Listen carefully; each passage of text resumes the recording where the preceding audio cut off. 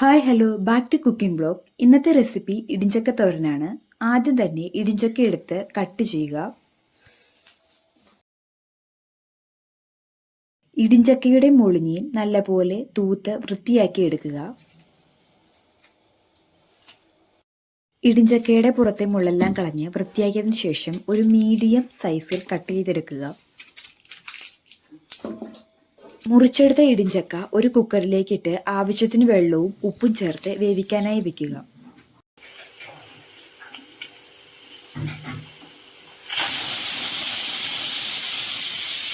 കുക്കറിൽ ഒരു വിസിലടിച്ചതിന് ശേഷം ഫ്ലെയിം ഓഫ് ചെയ്യുക. അതിനുശേഷം ഒരു 20 മിനിറ്റ് പ്രഷർ കളയാതെ മാറ്റിവെക്കുക. ആദ്യമായി ഒരു പാൻ ചൂടായതിനു ശേഷം കുറച്ച് എണ്ണ ഒഴിക്കുക.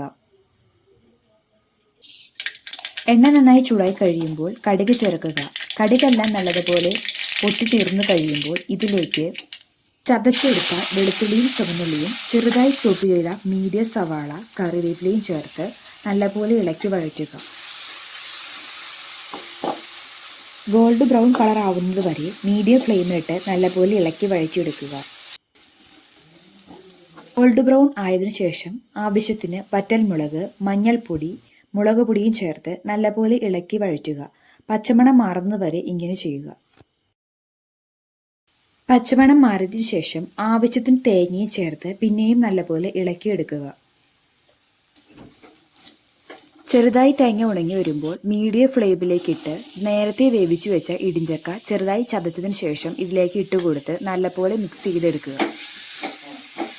ഇടിഞ്ചക്ക തോരൻ റെഡി ആയിട്ടുണ്ട്. Thank you for watching. See you on next video.